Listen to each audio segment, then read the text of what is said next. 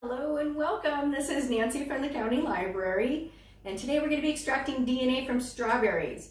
At the beginning there was a slide that told you everything that you need to do this experiment at home with us. And we have it all laid out here on our island. I'm lucky today to be here with Dr. Philip Moos. He's from the College of Pharmacy at the University of Utah, and he also happens to be my husband. So that's why I can be within 6 feet of him, otherwise we'd be socially distancing. Thank you. So today, yes, we're going to extract DNA from strawberries. So what is DNA? DNA is the instruction manual in every cell, and it's what makes you, you, and it's what makes a strawberry a strawberry.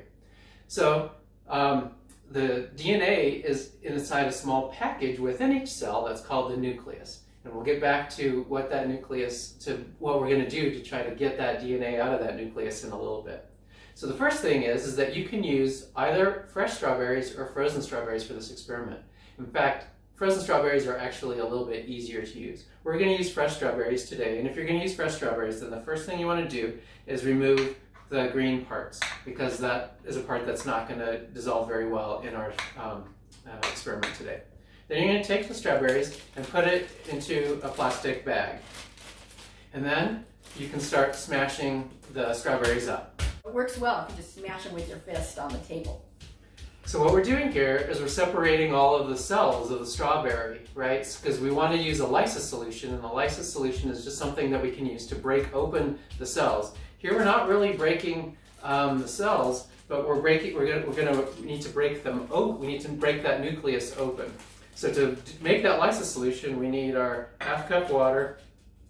It's more than that. We need a teaspoon of salt. The salt's going to make so that the DNA can stay in solution while we're separating it. And then we need 2 teaspoons of detergent. And the detergent is what is going to actually break open that nucleus, those nuclear packages, essentially, that holds the DNA. So we'll mix this up a little bit and then pour that in. And now we've added a bunch of detergent, so we have to be careful. We don't want it to get too bubbly, but what we can do is just kind of be careful massage. about the air in the bag too. Yeah, you want to try to get as much air out of the bag as possible. See, mine's bubbling some. Yeah, you just don't want it to get all foamy.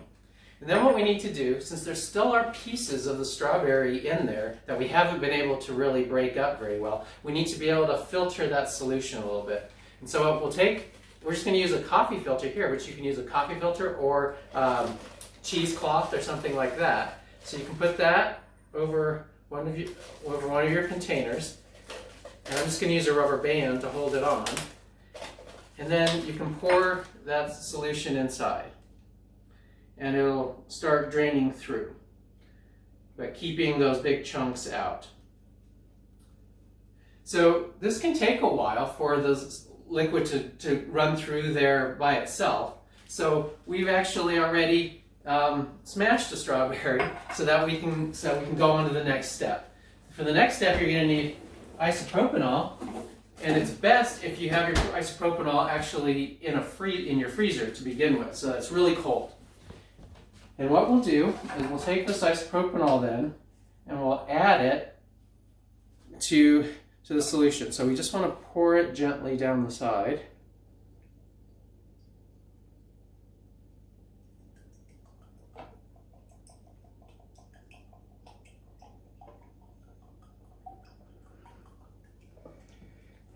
And so what you can see are 2 layers forming.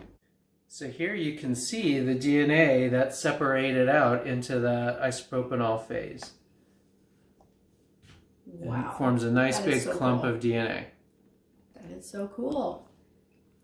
So that is extracting DNA from strawberries. Thanks for joining us. I'm Nancy from the County Library. Check out our website at thecountylibrary.org.